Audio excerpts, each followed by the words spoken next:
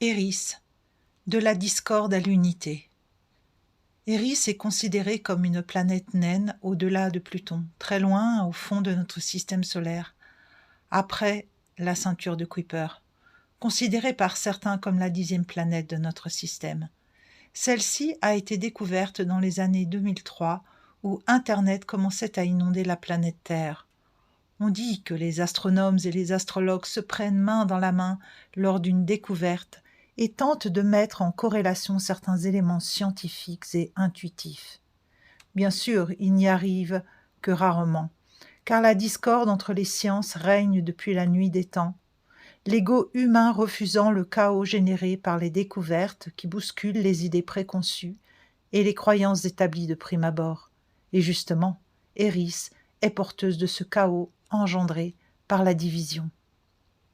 Son glyphe ressemble à celui du poisson, mais qui aurait été contracté de façon à opposer l'unité tout en la représentant. En mythologie, elle est aussi une déesse qui semait la discorde avec une pomme, symbole archétypal et emblème très utilisé pour parler de la condition humaine qui cherche à se révéler. La belle planète, lointaine sœur de Pluton, met 559 ans à faire le tour du Soleil, quand nous avons besoin de 365 jours pour faire cette expérience. Les planètes ont été découvertes au gré de l'évolution de la conscience humaine. Ainsi, par exemple, Uranus, la rebelle, l'a été au moment de la Révolution française. Avec nos yeux d'humains, sans artifice augmenté ni science, nous ne pouvons capter les astres que depuis le Soleil jusqu'à Saturne. Au-delà, nos yeux ne peuvent plus percevoir l'invisible, qui correspond en astrologie aux profondeurs de l'infini et à ce qui est caché. C'est pourquoi Pluton, la plus lointaine jusque-là, révélait les mystères cachés enfouis sous les apparences. Ainsi, toutes les planètes au-delà de Saturne sont dites transpersonnelles et agissant sur des aspects subtils, spirituels, inconscients en nous. Eris est porteuse dans sa vibration la plus puissante d'unité, d'amour et de connexion à la présence infinie qui habite l'univers. Elle pourrait symboliser l'Advaita, Vedanta, la doctrine non dualiste ou quête de l'unité. L'intelligence qui structure les mondes et qui aurait engendré la dualité, la discorde et le chaos, pour quelle raison, on ne sait, afin de se vivre, s'expérimenter sous toutes ses facettes.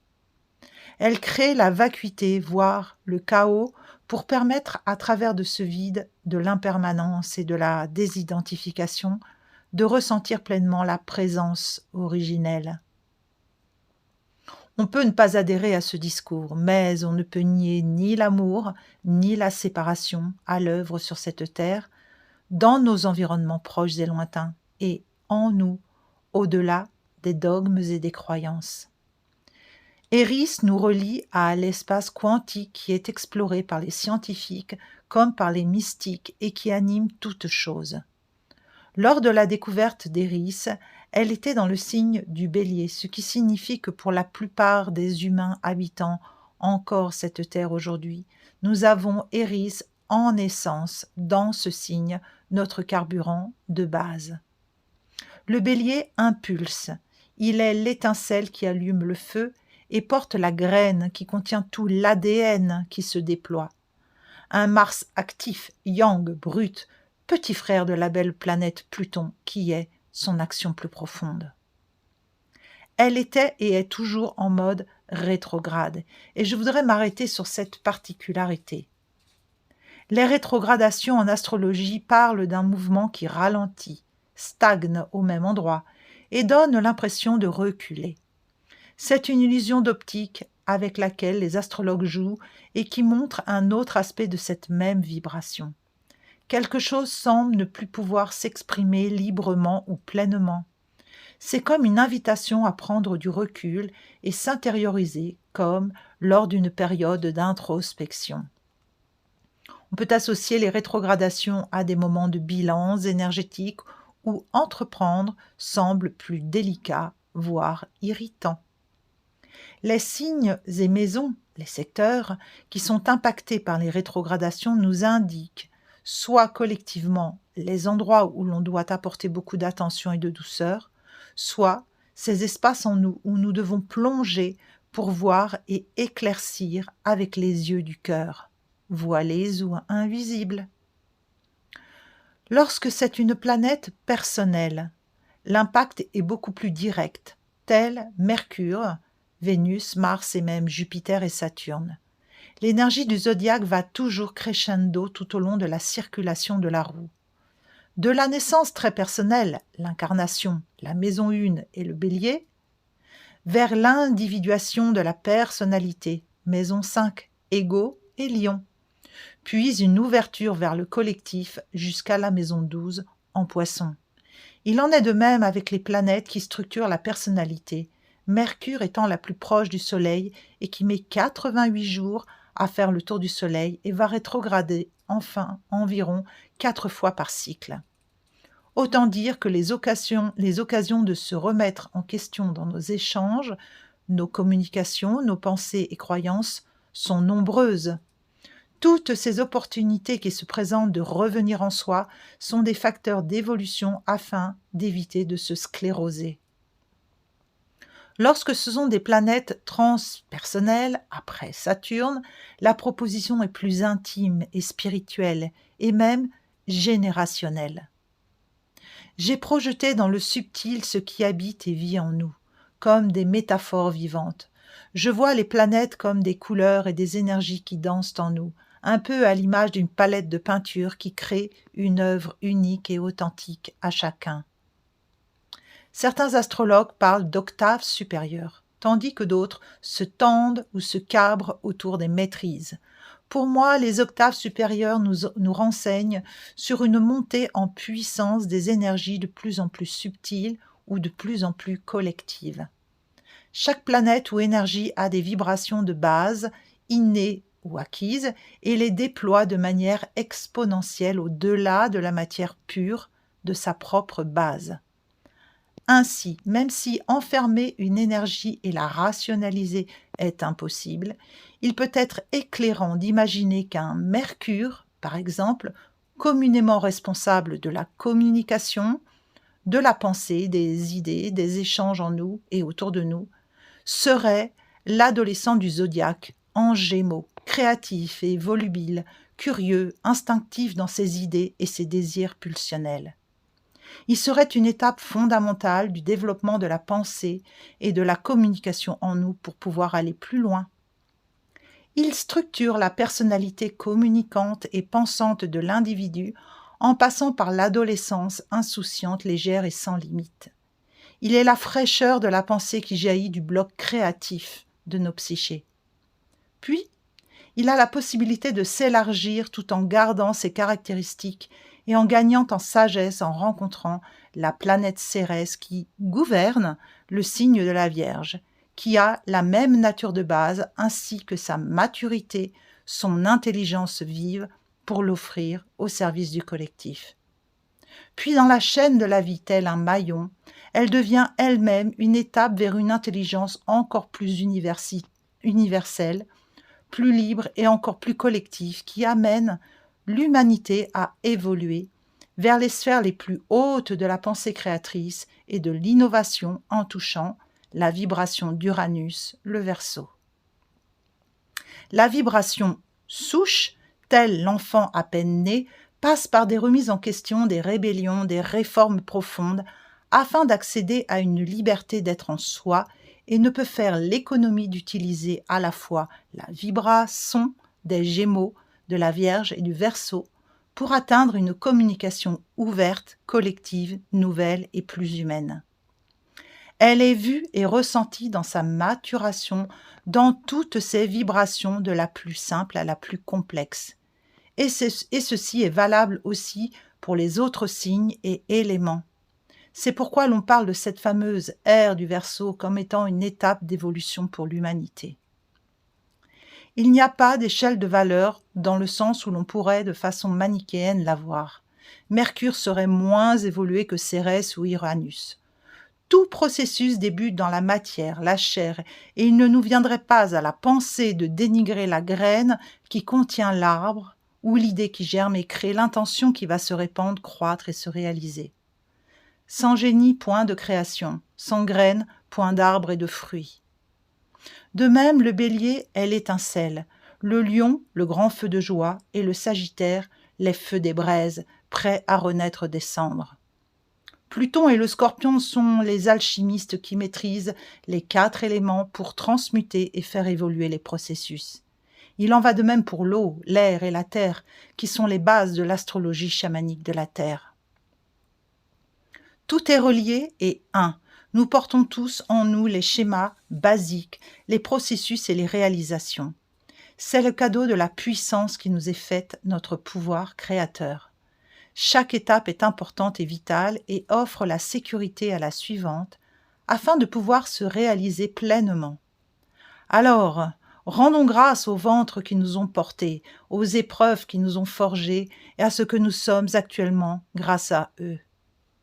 Pour mieux comprendre, Vénus s'occupe de créer notre système de valeurs et c'est dans le cosmos une planète infernale et qui n'est pas une boule d'amour. Elle façonne notre être à devenir l'amour, à apprendre à le créer et l'incarner. Aussi, la réduire à la fonction de planète de l'amour et du féminin me semble de plus en plus réducteur, même si elle en contient l'essence. La belle a les 2 mains dans la boue de sa terre intérieure et façonne son système de valeurs pour créer son œuvre.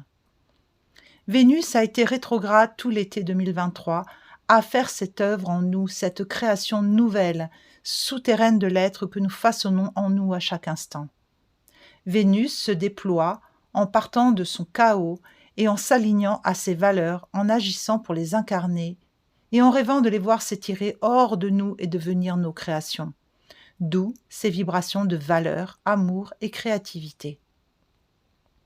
Nous prenons conscience que nous sommes en vie, que nous apprenons, mus par une intelligence souterraine, faite d'expériences, qui nous pousse à aimer toujours plus. Incarner ses propres valeurs, voilà ce que Vénus, qui sort de rétrogradation réclame, après avoir bien pétri de l'intérieur son terreau. Alors oui, elle tend à devenir aussi spirituelle que Neptune, la belle étoile de l'amour universel. Mais la marche est haute et les illusions neptuniennes puissantes. D'autres étapes sont nécessaires en elle pour prétendre incarner cet amour immense, infini, si peu terrestre. La sortie de rétrogradation incite à continuer en toute humilité, à progresser pour s'aligner aux vraies valeurs du cœur que défend Neptune. Et au-delà même, Eris, si peu conciliante, semble orchestrer le grand travail d'amour de l'évolution de l'humanité.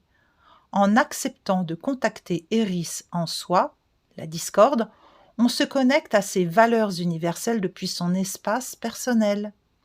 Eris, ou Xena, la guerrière, devra réconcilier les parts opposées en nous et nous offrira la possibilité de relier et de réconcilier différents modes de communication autour de la planète pour trouver une paix.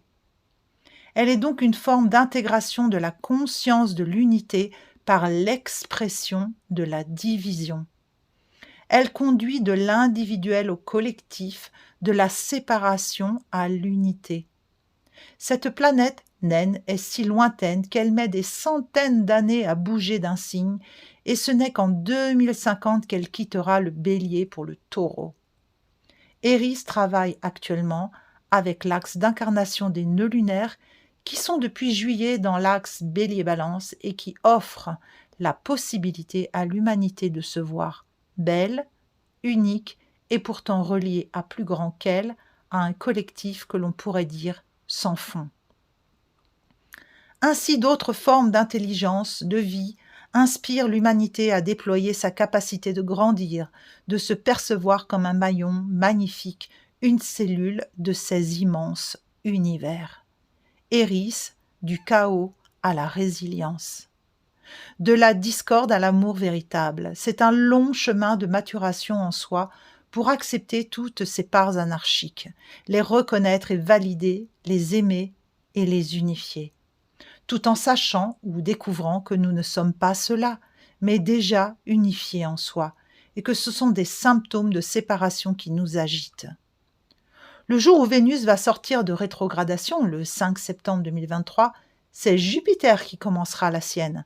Ainsi, le grand bénéfique, le deuxième soleil de notre système solaire, planète de la chance, de l'enthousiasme, de la démesure, va nous proposer de nous intérioriser jusqu'au premier jour de janvier 2024, pour démarrer l'année civile où il redeviendra en marche directe. Jupiter touche les valeurs de la foi et de l'amour, puisque Neptune est aussi, avec le Poisson, une émanation supérieure de sa vibration. Saturne étant également en mode rétrograde et en sortira le 5 novembre 2023, nous met en position restrictive afin d'observer en finesse les endroits où nous ne prenons pas nos responsabilités, où nos engagements sont biaisés. Il fait travailler le totem de l'escargot, puissant maître de la patience, de la maîtrise du temps, de l'ancrage. Il nous demande de lâcher l'impatience, les injonctions à faire et de nous placer dans la sagesse du maître des coulisses du temps. Uranus est aussi en mode rétrograde et en sortira le 19 janvier 2024. Sûr qu'il devrait y avoir un début d'année explosif et électrique, car la rebelle du zodiaque, la planète de l'ouverture de conscience en nous, va reprendre sa marche directe afin de nous donner la puissance et l'énergie en taureau, de voir ce qui est absolument nécessaire à changer pour ancrer une nouvelle conscience dans la terre de cette humanité. Comment revoir nos façons de cultiver, de manger, de nous chauffer, de nous déplacer, d'interagir, etc. D'autant plus qu'une surprise nous attend fin avril 2024, le 25 précisément, lorsque Jupiter sera en conjonction avec elle en taureau. On peut s'attendre à des étincelles, à un choc de titans. À nous de nous préparer intimement à ce que cela peut déclencher en nous et dans notre environnement. Neptune, elle, sortira de rétrogradation le 28 janvier 2024, soutenant le travail et les tentatives de retour à l'unité proposées à cette humanité en plein chaos. Enfin, Pluton, le 11 octobre 2023, redeviendra direct, réinsufflant quelques angoisses dans la matière et donnant des outils et des clés de transformation réelles aux ouvriers que nous sommes. Les allers-retours qu'il fait depuis quelque temps entre le Capricorne et le Verseau sont des opportunités de s'intérioriser et s'extérioriser, d'accepter de lâcher les vieux schémas erronés, de réformer en profondeur les structures, les états, les comportements larvés dans les souterrains de ce monde et en nous. Pluton ne fait pas dans la dentelle, même si c'est un merveilleux alchimiste, un grand réformateur, un ami fidèle, puisqu'il est le phénix qui nous fait traverser nos ombres et nous fait renaître de nos cendres. N'allons pas trop vite en besogne avant de renaître, il nous faut bien laisser mourir certaines choses. Le 21 janvier, il rentre à nouveau en Verseau pour nous rappeler la grande vision, la grande image que nous cherchons et vers laquelle nous tendons. Il retournera en Capricorne le 2 septembre 2024 pour se replier une dernière fois dans sa vibration d'enseignant et de maître du chaos, afin de pouvoir déployer le 20 novembre 2024 sa puissante énergie souterraine en Verseau, et cela jusqu'en janvier 2044. À quelques années près, cela correspond au passage d'Éris dans le signe du Taureau. On peut s'attendre lors des 25 prochaines années à des défis colossaux qui nous feront passer d'une adolescence immature à un âge adulte responsable où le monde se sera recréé sur des valeurs plus équitables, où l'amour aura vaincu les démons de la cupidité, du vice et du chaos engendrés par tout processus d'évolution. La conscience se met au repos lors des périodes de rétrogradation afin de laisser mûrir son fruit d'amour, sa puissance pour renaître et l'offrir dans toute sa splendeur. Manger un fruit vert n'apporte pas de satisfaction. Le grand lâcher-prise que nous devons avoir est que nous travaillons, nous œuvrons pour les générations à venir. Nos enfants verront les arbres que nous avons plantés et dégusteront les fruits que nous avons cultivés pour eux. Nous sommes des maillons d'une grande chaîne. C'est dans la joie et l'espoir que nous pouvons accueillir et vivre quotidiennement cette maïeutique naissance ici et maintenant, car l'espace-temps n'existe pas. Ce que nous guérissons aujourd'hui change le passé et l'avenir. Ainsi, nous sommes les enfants qui guérissons les anciennes générations et les parents des enfants qui verront ce monde plus juste. Souhaitons-le. Je voudrais citer Anne Givaudan qui a dit « La joie, c'est l'enfant de l'amour ». L'atome de joie, c'est cette partie qui étincelle et qui nous guide de notre personnalité à la présence, avec toute mon affection.